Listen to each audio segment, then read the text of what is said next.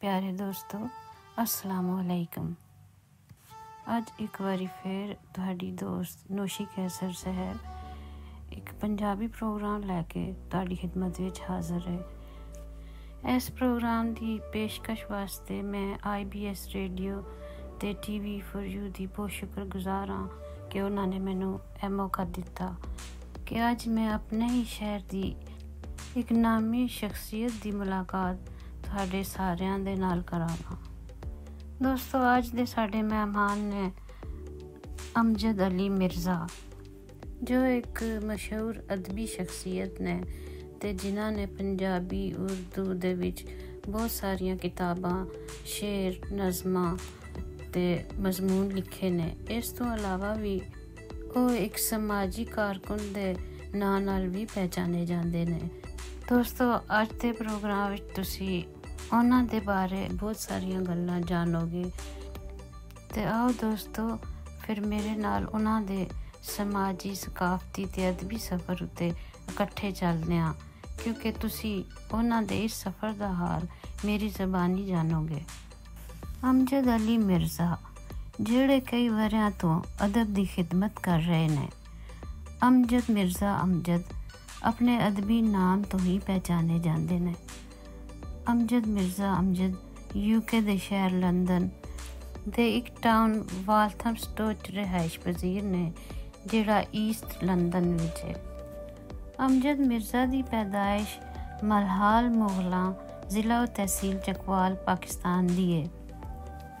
ਦੋਸਤੋ ਆਪ ਦੀ ਦਾਸਤਾਨ 1962 'ਚ ਸ਼ੁਰੂ ਕਰਦੇ ਹਾਂ, ਜਦੋਂ ਆਪ 2 ਮਹੀਨੇ ਦਾ ਪੁਰਮੁਸ਼ੱਕਤ ਸਫ਼ਰ ਤੈਅ ਕਰਕੇ ਰੋਡ ਦੇ ਜ਼ਰੀਏ UK ਪਹੁੰਚੇ ਤਾਂ ਫਿਰ UK ਦੇ ਹੀ ਹੋ ਕੇ ਰਹਿ ਗਏ। ਜੇਬ ਦੇ ਵਿੱਚ ਸਿਰਫ 50 ਰੁਪਇਆ ਦਾ ਅਸਾਸਾ, ਪਰਾਇਆ ਮੁਲਕ, ਪਰਾਏ ਲੋਕ, ਪਰਾਈ ਜ਼ਬਾਨ।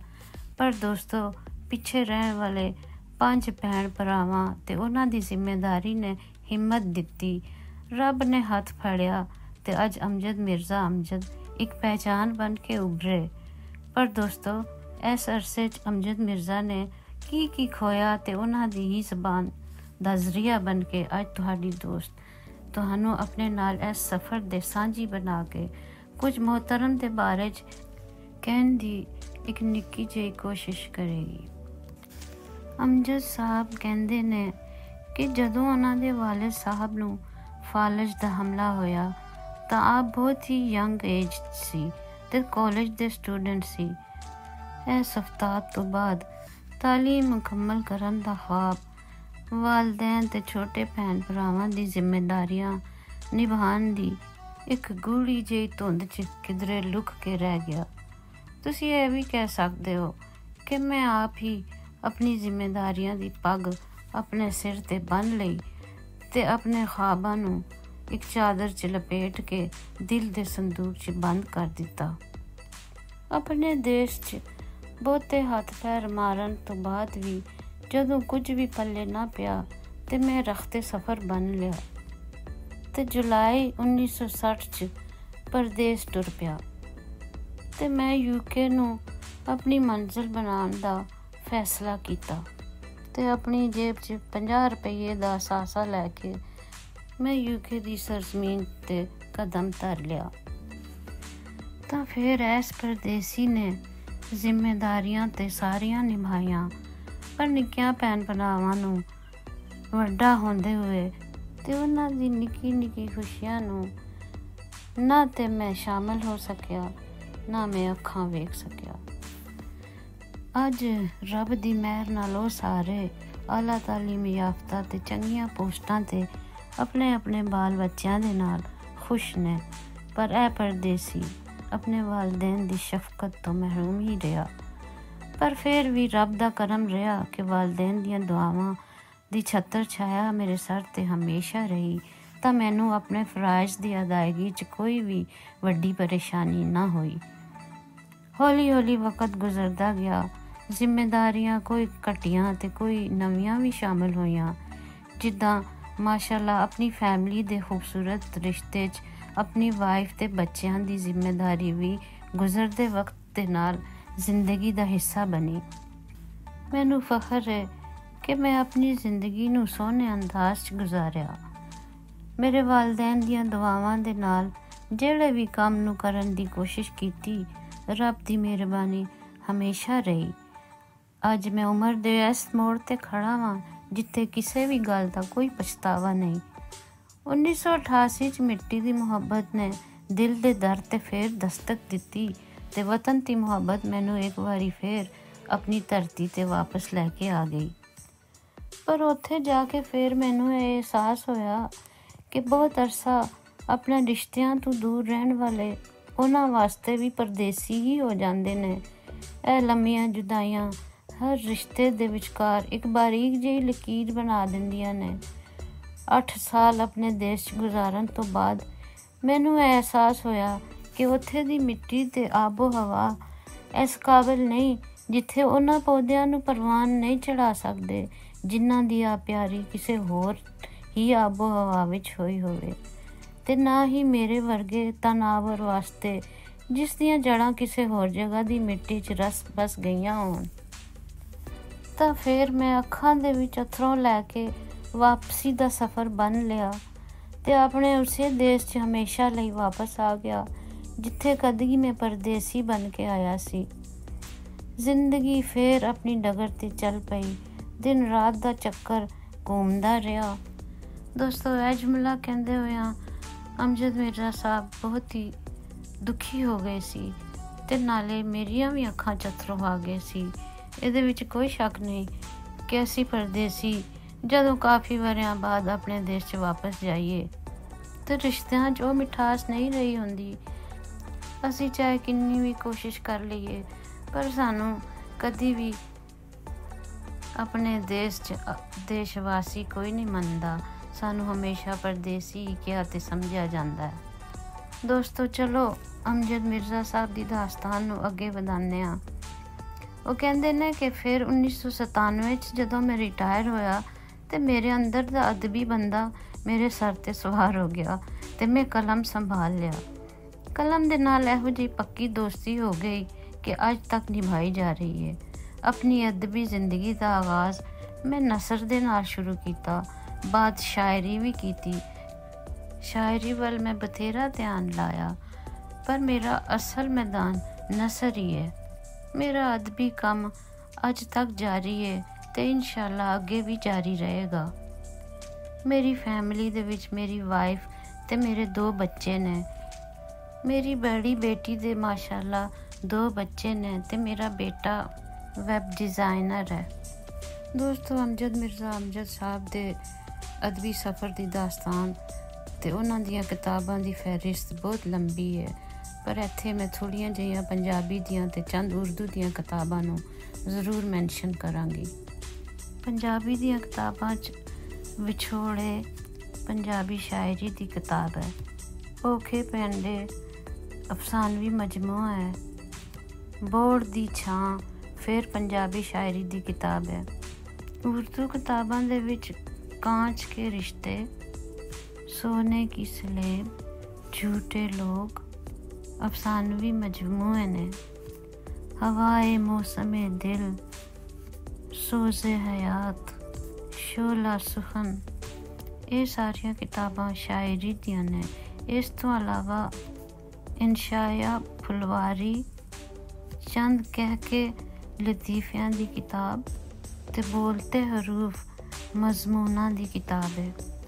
ਦੋਸਤੋ, ਅਮਜਦ ਮਿਰਜ਼ਾ ਦੀ ਖਿਦਮਾਤ ਤੇ ਸਿਲੇ 'ਚ ਮਿਲਣ ਵਾਲੇ ਅਵਾਰਡ ਦੀ ਫਹਿਰਿਸਤ ਵੀ ਬਹੁਤ ਲੰਬੀ ਹੈ, ਜਿਹਨੂੰ ਗਿਣਨ ਵਾਸਤੇ ਸ਼ਾਇਦ ਸਾਨੂੰ 2-4 ਘੰਟੇ ਦਾ ਪ੍ਰੋਗਰਾਮ ਮਜ਼ੀਦ ਕਰਨਾ ਪਏਗਾ। ਤੇ ਫਿਰ ਵੀ ਦੋਸਤੋ, ਉਹਨਾਂ ਦੇ ਕੁਝ ਅਵਾਰਡ ਮੈਂ ਤੁਹਾਡੇ ਲਈ ਇੱਥੇ ਸ਼ਾਮਲ ਕਰਾਂਗੀ। ਸੰਨ 2003 'ਚ ਪਾਕਿਸਤਾਨੀ ਹਾਈ ਕਮਿਸ਼ਨ ਦੇ ਫਸਟ ਸੈਕਟਰੀ ਵੱਲੋਂ ਪਹਿਲਾ ਪੰਜਾਬੀ ਰਸਾਲਾ ਸਵੇਰਾ UK ਦੀ ਇਸ਼ਾਅਤ ਦੇ ਵਾਸਤੇ ਪਾਕ ਪੰਜਾਬੀ ਅਦਬ ਕਲਚਰ ਸੁਸਾਇਟੀ ਦਾ ਅਦਬੀ ਖਿਦਮਤ ਦੇ ਇਤਰਾਫ ਦਾ ਅਵਾਰਡ ਮਿਲਿਆ। 2004 'ਚ ਫੋਰੈਸਟ ਕਾਲਜ ਲੰਡਨ ਦੇ ਅਦਬੀ ਖਿਦਮਾਤ ਵਾਸਤੇ BA ਓਨਰੀ ਡਿਗਰੀ ਮਿਲੀ। 2005 'ਚ ਵਾਲਥਮ ਫਾਰੈਸਟ ਨੇ ਸੇਵਕ ਐਵਾਰਡ ਦਿੱਤਾ, ਜਿਹੜਾ ਕੌਂਸਲ ਦੀ ਸਤ੍ਹਾ ਦਾ ਵੱਡਾ ਐਵਾਰਡ ਹੈ, ਜਿਹੜਾ 60,000 ਦੀ ਏਸ਼ੀਅਨ ਕਮਿਊਨਿਟੀ 'ਚ 3 ਏਸ਼ੀਆਈਆਂ ਨੂੰ ਮਿਲਿਆ, ਜਿਨ੍ਹਾਂ ਵਿੱਚੋਂ ਅਮਜਦ ਮਿਰਜ਼ਾ ਅਮਜਦ ਇੱਕ ਨੇ। ਨਵੰਬਰ 2005 ਨੂੰ ਹੀ ਏਜ ਕੰਸਰਨ ਨਾਮੀ ਆਰਗੇਨਾਈਜੇਸ਼ਨ ਵੱਲੋਂ ਬਜ਼ੁਰਗ ਏਸ਼ੀਅਨ ਸੀਨੀਅਰ ਸਿਟੀਜ਼ਨ ਦੀ ਖਿਦਮਤ ਵਾਸਤੇ ਬਿਹਤਰੀਨ ਕਾਰਗਰਦਗੀ ਦਾ ਸਰਟੀਫਿਕੇਟ ਮਿਲਿਆ। ਇਸੇ ਸਾਲ ਅਮੀਰ ਖੁਸਰੂ ਸੁਸਾਇਟੀ ਵਾਲਥਮਸਟੋ ਦੇ ਮੇਅਰ ਲਿਆਕਤ ਅਲੀ ਦੇ ਹੱਥੋਂ ਅਦਬੀ ਖਿਦਮਤ ਦਾ ਐਵਾਰਡ ਵੀ ਮਿਲਿਆ। 2006 'ਚ ਪੰਜਾਬੀ ਸੰਗਤ ਵੱਲੋਂ ਪੰਜਾਬੀ ਨੂੰ ਪ੍ਰਮੋਟ ਕਰਨ ਵਾਸਤੇ ਵਾਲਥਮ ਫਾਰੈਸਟ ਦੇ ਮੇਅਰ ਮਾਰਟਿਨ ਮਿਲਟਨ ਨੇ ਐਵਾਰਡ ਦਿੱਤਾ। ਇਸ ਤੋਂ ਇਲਾਵਾ ਇੱਕ ਹੋਰ ਐਵਾਰਡ ਵੀ ਦਿੱਤਾ ਗਿਆ, ਜਿਹੜਾ ਪੰਜਾਬੀ ਲਿਖਾਰੀ ਫੋਰਮ ਵੱਲੋਂ ਖਿਦਮਤ ਦੇ ਇਤਰਾਫ ਦਾ ਐਵਾਰਡ ਹੈ, ਉਹ ਵੀ ਮੇਅਰ ਦੇ ਹੱਥੋਂ ਹੀ ਮਿਲਿਆ। ਫਿਰ ਫਰਵਰੀ 2007 ਪਾਕਿਸਤਾਨੀ ਅਦਬੀ ਸਮਾਜੀ ਕਾਰਕੁਨਾਨ ਈਸਟ ਲੰਡਨ ਵੱਲੋਂ ਯੂਰਪ 'ਚ ਪਹਿਲਾ ਪੰਜਾਬੀ ਰਸਾਲਾ ਸਵੇਰਾ ਅਤੇ ਉਰਦੂ ਮਜ਼ਾਹੀਆ ਰਸਾਲਾ ਮੁਸਕਾਨ ਨੂੰ ਜਾਰੀ ਰੱਖਣ ਵਾਸਤੇ ਐਵਾਰਡ ਦਿੱਤਾ ਗਿਆ। ਸੰਨ 2007 ਮਾਰਚ ਦੇ ਵਿੱਚ ਪੰਜਾਬੀ ਇਨ ਬ੍ਰਿਟਨ ਆਲ ਪਾਰਟੀ ਪਾਰਲੀਮੈਂਟਰੀ ਦੇ ਵੱਲੋਂ ਵੀ MP ਦੇ ਹੱਥੋਂ ਪੰਜਾਬੀ ਅਦਬ ਦੇ ਫਰੋਗ ਅਤੇ ਪੰਜਾਬੀ ਰਸਾਲੇ ਸਵੇਰਾ ਨੂੰ ਜਾਰੀ ਰੱਖਣ ਵਾਸਤੇ ਵੀ ਐਵਾਰਡ ਤੋਂ ਨਵਾਜ਼ਿਆ ਗਿਆ। ਅਤੇ ਇਸੇ ਸਾਲ ਹੀ ਵਾਲਥਮ ਫਾਰੈਸਟ ਦੇ ਮੇਅਰ ਫਾਰੂਕ ਅਲੀ ਦੇ ਹੱਥੋਂ ਸ਼ੀਲਡ ਤੋਂ ਵੀ ਨਵਾਜ਼ਿਆ ਗਿਆ। ਫਿਰ 2009 ਵਿੱਚ ਹੀ ਪਾਕਿਸਤਾਨੀ ਲਿਖਾਰੀ ਅਚੀਵਮੈਂਟ ਹਾਈ ਕਮਿਸ਼ਨਰ ਵੱਲੋਂ ਬਿਹਤਰੀਨ ਕਾਲਮ ਨਿਗਾਰ ਦਾ ਐਵਾਰਡ ਮਿਲਿਆ। ਫਿਰ 2011 'ਚ ਵਾਲਥਮ ਫਾਰੈਸਟ ਪਾਕਿਸਤਾਨੀ ਕਮਿਊਨਿਟੀ ਦੇ ਵੱਲੋਂ ਪੰਜਾਬੀ ਅਤੇ ਅਦਬੀ ਖਿਦਮਤ ਵਾਸਤੇ ਸ਼ੀਲਡ ਵੀ ਦਿੱਤੀ ਗਈ। ਦੋਸਤੋ, ਇਹਨਾਂ ਐਵਾਰਡ ਅਤੇ ਸ਼ੀਲਡ ਦੀ ਫਹਿਰਿਸਤ ਬਹੁਤ ਲੰਬੀ ਹੈ, ਪਰ ਇੱਥੇ ਮੈਂ ਤੁਹਾਨੂੰ ਉਹ ਮੋਟੇ ਹੀ ਸਾਰੇ ਐਵਾਰਡ ਦੱਸੇ ਨੇ ਜਿਹੜੇ ਬਹੁਤ ਹੀ ਕਮ ਪਾਕਿਸਤਾਨੀਆਂ ਨੂੰ ਮਿਲੇ ਨੇ। ਅਤੇ ਅਮਜਦ ਮਿਰਜ਼ਾ ਅਮਜਦ ਉਹ ਪਾਕਿਸਤਾਨੀ ਨੇ ਜੋ ਆਪਣੀ ਧਰਤੀ ਤੋਂ ਦੂਰ ਰਹਿ ਕੇ ਵੀ ਉਹਦੇ ਨਾਲ ਜੁੜੇ ਰਹੇ ਅਤੇ ਆਪਣੇ ਪਿਆਰੇ ਪਾਕਿਸਤਾਨ ਦਾ ਨਾਂ ਰੋਸ਼ਨ ਕਰਦੇ ਰਹੇ। ਇਸ ਤੋਂ ਇਲਾਵਾ ਵੀ ਦੋਸਤੋ ਉਹਨਾਂ ਨੂੰ ਬਹੁਤ ਸਾਰੇ ਅਵਾਰਡਸ ਅਤੇ ਬਹੁਤ ਸਾਰੀ ਇੱਜ਼ਤ ਅਫਜ਼ਾਈ ਮਿਲਦੀ ਰਹੀ ਹੈ। ਜਿੱਦਾਂ ਅਪ੍ਰੈਲ 2013 'ਚ ਜਰਮਨੀ ਦੀ ਹਾਜੀ ਸ਼ਰੀਫ ਐਜੂਕੇਸ਼ਨਲ ਅਕੈਡਮੀ ਵੱਲੋਂ ਲਾਹੌਰ ਅਲਹਮਰਾ ਦੇ ਵਿੱਚ ਉਹਨਾਂ ਦੇ ਅਫਸਾਨਵੀ ਮਜਮੂਏ ਤੋਬਾ ਨੂੰ ਸਾਦਤ ਹੁਸੈਨ ਮਿੰਟੋ ਐਵਾਰਡ ਦਿੱਤਾ ਗਿਆ। ਅਮਜਦ ਸਾਹਿਬ ਮੁਖਤਲਿਫ ਅਖਬਾਰਾਂ ਅਤੇ TV ਸਟੇਸ਼ਨਸ 'ਤੇ ਵੀ ਆਪਣੀ ਖਿਦਮਤ ਦਿੰਦੇ ਰਹੇ, ਜਿਵੇਂ ਲੰਡਨ ਦੇ ਹਫ਼ਤਰੋਜ਼ਾ ਅਖਬਾਰ ਨਵਾਏ ਵਕਤ 'ਚ ਫਿਕਰੇ ਜਹਾਨ ਕਾਲਮ ਲਿਖਦੇ ਰਹੇ ਅਤੇ ਲੰਡਨ ਦੇ ਹਫ਼ਤਰੋਜ਼ਾ ਅਖਬਾਰ ਦੀ ਨੇਸ਼ਨ 'ਚ ਹਾਲਾਤ ਹਾਜ਼ਰਾ ਦੇ ਉੱਤੇ ਅਖਬਾਰ ਦੇ ਟਿਊਟੋਰੀਅਲ ਸਫ਼ੇ 'ਤੇ ਕਿਤੇ ਲਿਖਦੇ ਰਹੇ ਅਤੇ ਨਾਲੇ ਮੁਖਤਲਿਫ ਕਿਤਾਬਾਂ ਦੇ ਤਬਸਰੇ ਵੀ ਪੇਸ਼ ਕਰਦੇ ਰਹੇ। ਫਿਰ UK ਦੇ ਟੈਲੀਵਿਜ਼ਨ ਸਟੇਸ਼ਨ DM ਡਿਜੀਟਲ ਦੇ ਉੱਤੇ ਵੀ ਅਦਬੀ ਪ੍ਰੋਗਰਾਮ ਕਰਦੇ ਰਹੇ, ਜਿਨ੍ਹਾਂ ਦੇ ਵਿੱਚ ਮੁਖਤਲਿਫ ਸ਼ਹਿਰਾਂ ਦੇ ਸ਼ੋਰਾ ਅਤੇ ਅਦੀਬ ਸ਼ਿਰਕਤ ਕਰਦੇ ਰਹੇ ਨੇ। DM ਡਿਜੀਟਲ ਦੇ ਉੱਤੇ ਹੀ ਇੱਕ ਹਫ਼ਤਾਵਾਰ ਪ੍ਰੋਗਰਾਮ ਦਸਤਕ ਕਰਦੇ ਰਹੇ, ਜਿਹੜਾ ਸਾਡੀ ਕਮਿਊਨਿਟੀ ਦੇ ਸਮਾਜੀ ਮਸਲਿਆਂ ਉੱਤੇ ਬੇਸ ਸੀ। ਪਿਆਰੇ ਦੋਸਤੋ, ਇਸ ਤੋਂ ਇਲਾਵਾ ਵੀ ਅਮਜਦ ਮਿਰਜ਼ਾ ਅਮਜਦ ਦੀਆਂ ਬਹੁਤ ਸਾਰੀਆਂ ਖਿਦਮਤ ਨੇ ਅਤੇ ਅਸੀਂ ਹੁਣ ਪ੍ਰੋਗਰਾਮ ਨੂੰ ਵਾਈਂਡ ਅਪ ਕਰਦੇ ਹੋਏ 1917 'ਚ ਆ ਜਾਂਦੇ ਹਾਂ, ਜਦੋਂ ਅਮਜਦ ਮਿਰਜ਼ਾ ਅਮਜਦ ਨੇ ਸਵੇਰਾ ਅਕੈਡਮੀ ਦੇ ਨਾਂ ਨਾਲ ਪ੍ਰਿੰਟਿੰਗ ਦਾ ਕੰਮ ਸ਼ੁਰੂ ਕੀਤਾ ਸੀ। ਇਸ ਪਲੇਟਫਾਰਮ ਤੋਂ 22 ਕਿਤਾਬਾਂ ਸ਼ਾਇਆ ਹੋ ਚੁੱਕੀਆਂ ਨੇ, ਜਿਹੜੀਆਂ ਕੁਝ ਅਮਜਦ ਮਿਰਜ਼ਾ ਅਮਜਦ ਸਾਹਿਬ ਦੀਆਂ ਨੇ ਅਤੇ ਕੁਝ ਦੋਸਤ ਅਹਿਬਾਬ ਦੀਆਂ ਨੇ। ਪਿਛਲੇ ਸਾਲ ਹੀ ਯਾਨੀ 1920 'ਚ ਇੱਕ ਔਨਲਾਈਨ ਤਾਂ WhatsApp ਦੇ ਉੱਤੇ ਮਾਹਨਾਮਾ ਰਸਾਲਾ ਕਰਤਾਸੇ ਅਦਬ ਸ਼ੁਰੂ ਕੀਤਾ, ਜਿਹੜਾ ਕਾਫੀ ਕਾਮਯਾਬ ਤਜਰਬਾ ਸੀ। ਪਰ ਮੇਰਾ ਦਿਲ ਇਹੋ ਜਿਹਾ ਕਿ ਹਮੇਸ਼ਾ ਹੋਰ ਤੋਂ ਹੋਰ ਮੰਗਦਾ ਹੈ, ਵੇਖੋ ਅੱਗੇ ਕੀ ਹੁੰਦਾ।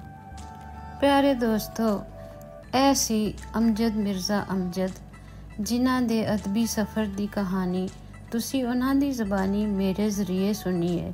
ਤਾਂ ਮਿੱਤਰੋ, ਅੱਜ ਦਾ ਪ੍ਰੋਗਰਾਮ ਪੰਜਾਬੀ ਦੇ ਇੱਕ ਸ਼ੇਰ ਉੱਤੇ ਖ਼ਤਮ ਕਰਕੇ ਅਸੀਂ ਸਭ ਅਮਜਦ ਮਿਰਜ਼ਾ ਅਮਜਦ ਨੂੰ ਖਰਾਜ ਤਹਿਸੀਨ ਪੇਸ਼ ਕਰਦੇ ਹਾਂ। ਅੱਖਰਾਂ ਦੇ ਮੈਂ ਪੰਖ ਬਣਾ ਕੇ ਭਰ ਲਈ ਇੱਕ ਉਡਾਰੀ, ਅੱਖਰਾਂ ਦੇ ਮੈਂ ਪੰਖ ਬਣਾ ਕੇ ਭਰ ਲਈ ਇੱਕ ਉਡਾਰੀ। ਅੱਖਰ ਮੇਰਾ ਇਸ਼ਕ ਮੁਹੱਬਤ ਅੱਖਰੀ ਪਹਿਚਾਨ, ਅੱਖਰਾਂ ਦੇ ਨਾਲ ਮਿੱਤਰੋ ਹੋ ਗਈ ਮੇਰੀ ਗੂੜੀ ਯਾਰੀ, ਅੱਖਰਾਂ ਦੇ ਨਾਲ ਮਿੱਤਰੋ ਹੋ ਗਈ ਮੇਰੀ ਗੂੜੀ ਯਾਰੀ। ਦੋਸਤੋ, ਕੋਈ ਹੋਰ ਪ੍ਰੋਗਰਾਮ ਲੈ ਕੇ ਤੁਹਾਡੀ ਖਿਦਮਤ ਵਿੱਚ ਫਿਰ ਹਾਜ਼ਰ ਹੋਵਾਂਗੇ। ਤਬ ਤੱਕ ਸਾਨੂੰ ਇਜਾਜ਼ਤ ਦਿਓ। ਰੱਬ ਰਾਖਾ।